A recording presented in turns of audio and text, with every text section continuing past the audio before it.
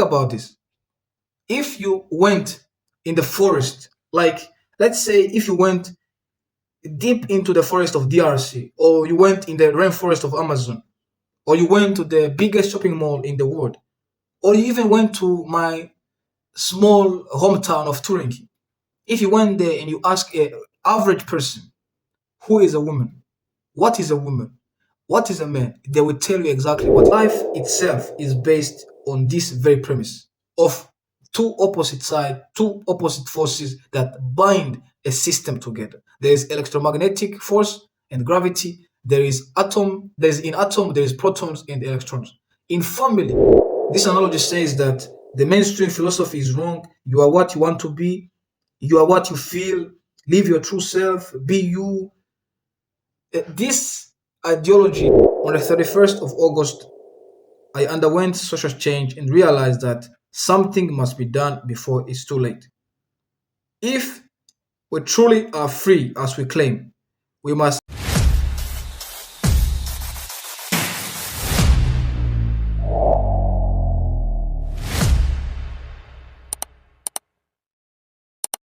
Shalom, fellow Christians. Thank you for following me.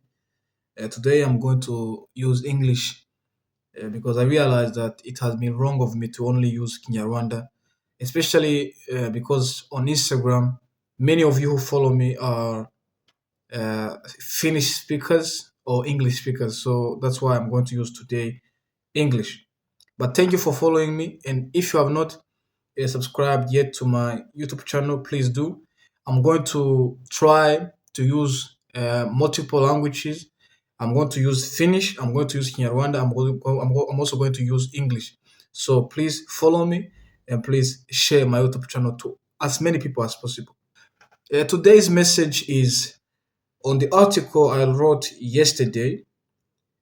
The article speaks about the heartbeat or the heart of society.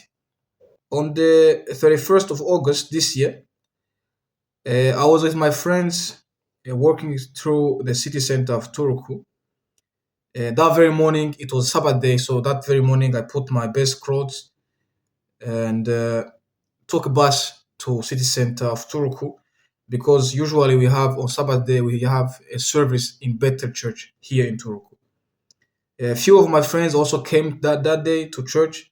So usually when we finish, our service lasts around 2.5 hours. So after the service, we usually walk together through the city center and then separate afterwards. On that day, the city center was far from usual. There was some activity happening in the city center. On that day, city center was not usual. We heard some shouts. We heard some people marching in the city center, and we were wondering what was happening. And when we arrived at the city center, we almost ran into a huge crowd of people. Those people were marching on our way. The streets were closed for cars. Cars were not moving. Police were everywhere. I saw children there. I saw prominent politicians there.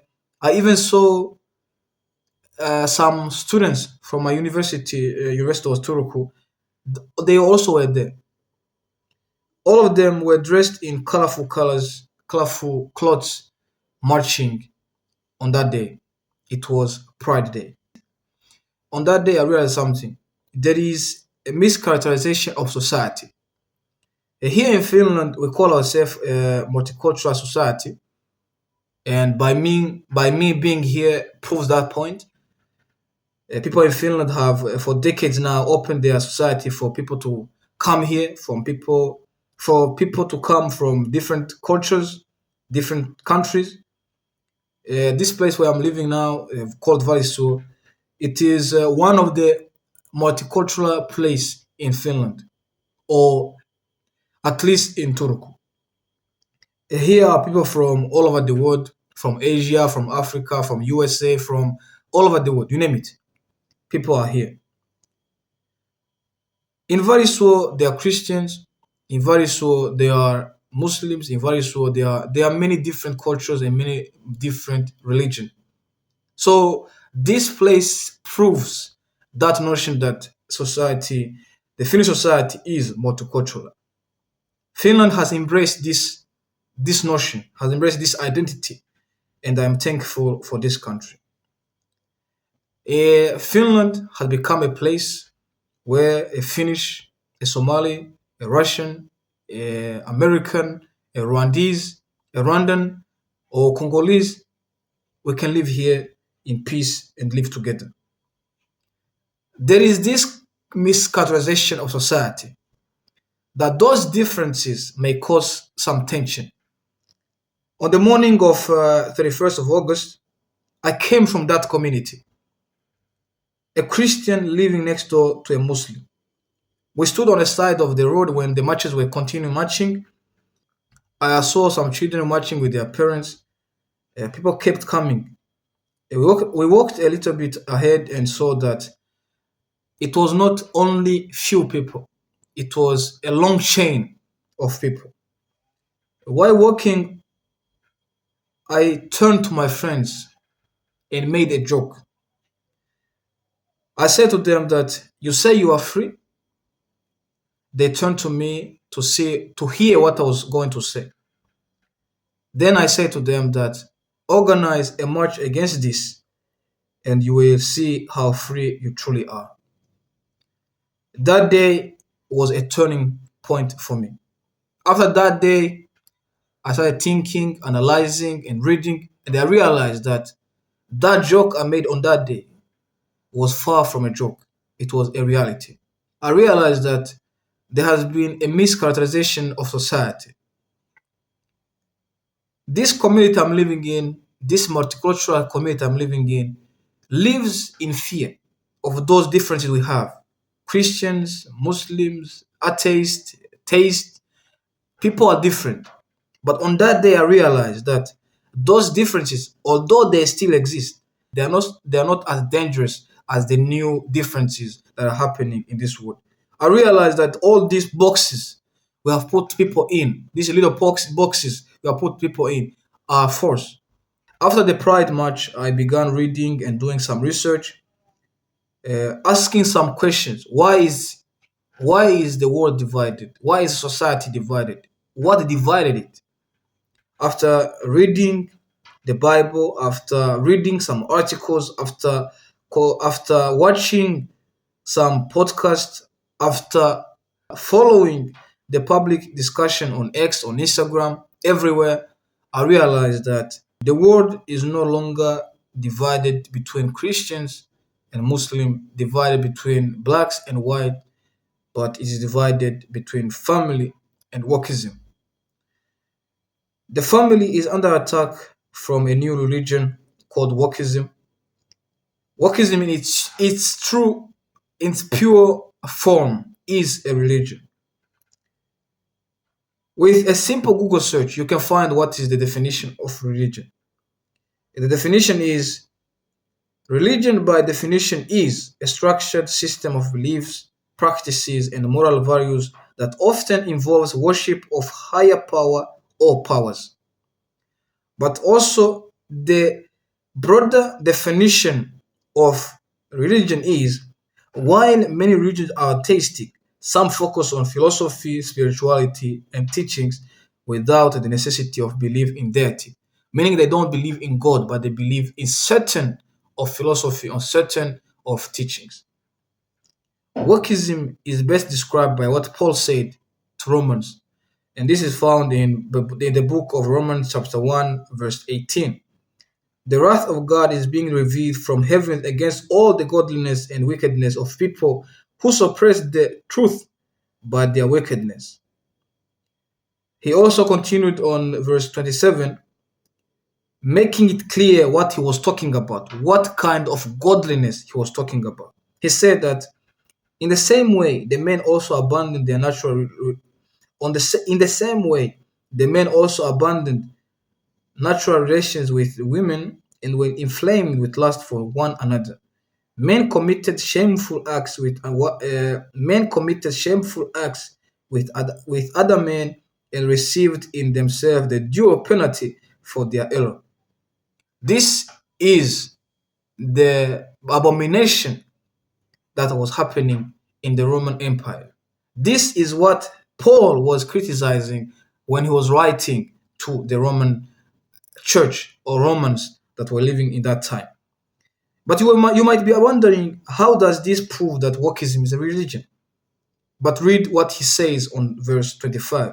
He says that they exchange, meaning those people who were committing those acts, those abominable acts.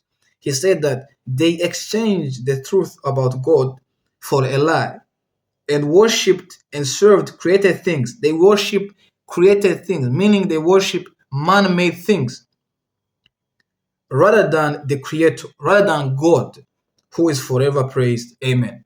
This is what Paul was saying to them, that they exchanged the truth about God. They exchanged the truth about reality and nature. What a man is, what a woman is. They exchanged it for a lie and worshipped man-made concept, worshipped man-made things rather than God and Creator Himself. Wokeism, by all definition, has become a religion. Its believers worship themselves and, like other religions, want to spread their beliefs. People who believe in this kind of ideology worship man-made concepts, like I said, and want to spread this ideology to the whole world. Like other religion, Wokeism has a symbol, and as you know it is a rainbow flag. Their symbol is found in prominent places like schools, like libraries, parliament, and even some churches. Like religion, its objective is to change people's worldview, change people's beliefs, and change people's philosophy. They even worship concepts like gender, which is a man-made concept. This concept was popularized in 1960s and advanced by men like John Money, an evil man who did unthinkable things to David Reimer and his brother. Woke was a concept coined by African Americans who were referring waking up and realizing the situation they were in, realizing the injustice that was committed against them. Using phrases like wake up, using phrases like stay woke. Wokeness was a noble idea of fighting against injustice. But this noble idea was hijacked by people who wanted to destroy the family. Around 2018 and 2019, this phrase gained a new momentum when it was used to describe a person who so-called woke up from falsehood and now is living a true self. This analogy says that the mainstream philosophy is wrong. You are what you want to be. You are what you feel. Live your true self. Be you. This ideology, at the best, is anarchist. They don't want any order. They don't want any law. They don't want any restriction or anything. They want to be themselves. You can be whatever you want. Nobody can tell you anything. This is anarchist ideology. And Paul said it very well in Ephesians chapter 2, verse 1 and 2, when he says that, as for you, you were dead in your transgression and sins, in which you used to live when you followed the ways of this world and the ruler of the kingdom of the air, the spirit who is now at work in those who are disobedient. This ideology is a spirit of disobedience and rebellion against God and nature. But remember that if you fight against nature, you can't win. Nature will always deal with you very harshly. On the 31st of August, I never knew how deep this ideology has gone into our society. But after reading the proposals that went before our parliament, I realized that this was even worse. Do you know that here in Finland, they want to propose removing word mother from certain laws? Do you know that to avoid misgendering someone, they call you a person, not what you appear to be? If you appear to be a man or appear to be a woman, they don't call you a woman or a man, but they call you a person, in fear of misgendering you. Do you know that in schools, children are taught that family is a union between two adults, not a man and a woman? Do you know that children at school are taught anti-family values? Wokeism is a setback to our family values and structure it must be fought and exposed with everything we have. This very question was an important factor in the US 2024 elections. Americans of all religions and backgrounds came out and said, "Not in our name." They said, "You are not going to indoctrinate our children with wokeness. You're not going to tell our children what to think." Think about this. If you went in the forest, like let's say if you went deep into the forest of DRC, or you went in the rainforest of Amazon, or you went to the biggest shopping mall in the world, or you even went to my small hometown of Turinki. If you went there and you ask a average person, who is a woman? What is a woman? What is a man? They will tell you exactly what is a woman and what is a man. We must tell the truth. Women are women, men are men, and men cannot become a woman. Period. That is the truth. If you go to biology, if you go to anything, even the nature itself proves this point. Men are men, women are women, and men cannot become women. The time has come for us Christians to stop being naive. Family is under attack, and this is not by accident. Satan and his followers are hell-bound to disconnect all people from their creator, from God, and make them worship human-made invention, human-made concept like gender and like LGBT things that are misleading our children these days.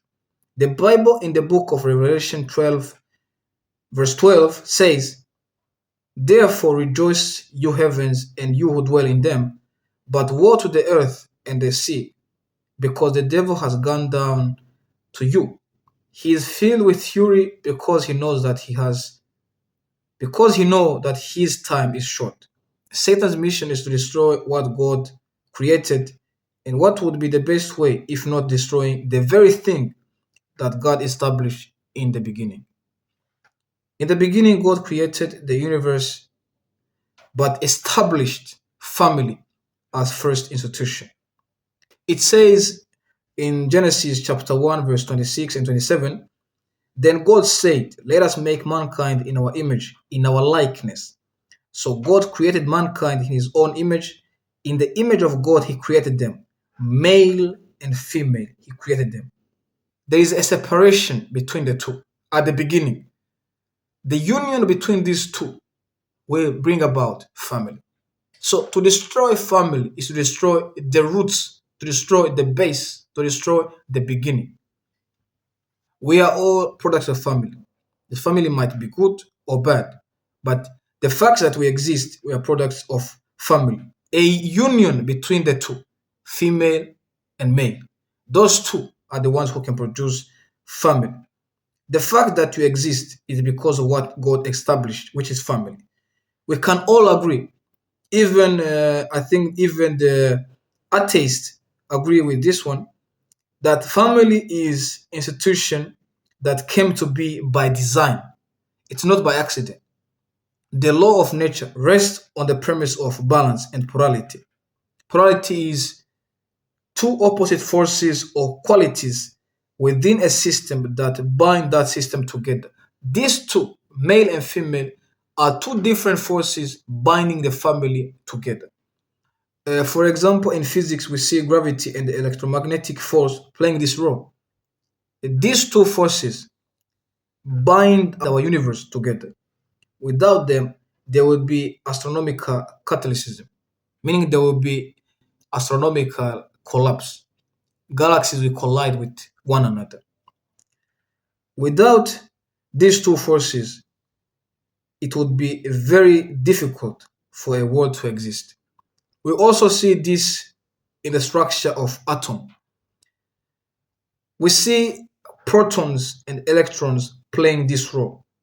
Without these two forces, the fundamental structure of matter wouldn't exist, meaning nothing would exist. These two examples, there are many more. These two examples demonstrate that life itself is based on this very premise of two opposite sides, two opposite forces that bind a system together. There is electromagnetic force and gravity. There is atom. There is in atom. There is protons and electrons. In family, there is male and female. It is therefore not an accident that God created man and woman, two opposite sex, who by their nature are two opposite forces which bind family together, which bind the world together. It is therefore fatal for an ideology to exist that attacks that very premise. We must defend family with everything we have. It is the forces of darkness that want to destroy the family that are pushing this ideology. Family is the nerve center of society, and if tampered with, could cause the whole society to misbehave. And you can see this among the youth, what is happening around this issue, around this ideology. Family is equally a heart of society. The heart of society, if tampered with, could cause the death of society. On the 31st of August, I underwent social change and realized that something must be done before it's too late. If we truly are free as we claim, we must express our objection to this ideology. We must fight it. We must express our objection to the ideology that is indoctrinated into our children. I'm not waiting for you. I have done a video. I'm going to write articles. I'm going to speak out against this ideology. Family is union between man and woman, and it was created by God, designed by God in the beginning for a purpose. And that purpose is found in the book of Malachi, chapter 2, verse 15. It reads, "Has not the one God made you? You belong to him in body and spirit. And what does the one God seek? What is the purpose? Godly offspring, godly children. Be on your guard and do not be unfaithful to the wife of your youth." This is Malachi chapter 2, verse 15. Family, of course, serves many purposes, but for the purpose of this article, Malachi says that the purpose of family is to produce godly offspring, godly children, to fight the spirit we identified in the book of Ephesians, chapter 2. The family must take its role to fight against the spirit of disobedience, to fight against the spirit of rebellion against God and nature. Family must take its role. Parents must take their role and raise godly children. The fight is no longer between white and black. The fight is no longer between Christians and Muslims, but between family and Wokesim, between family and anti-family values. To those who are fighting against us, please don't fight against nature. You won't win. The nature will deal with you very harshly. It is not yet too late. I'm begging you in the name of Jesus, please come back to your senses. Use common sense while speaking on this issue. Please, I'm begging you in the name of Jesus, come back to your senses. Come back to Jesus and he will heal you from those powers that have misled you for a very long time. It is very easy. If you use common sense, it is very easy. Use even biology. If you don't believe in God, use biology. Biology says, if you have XY chromosomes, you are a man. If you have XX chromosome, you are a woman. This is common sense.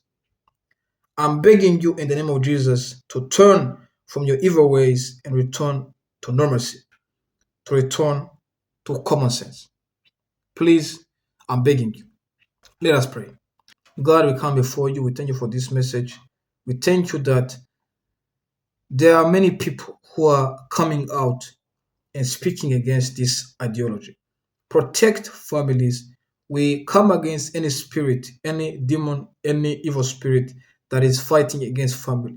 We know that family is the first institution, God, that you established. We pray for families. We pray for those who are struggling against this kind of spirits. Let your spirit, let your Holy Spirit come and cleanse them from those evil spirits that are tormenting them right now.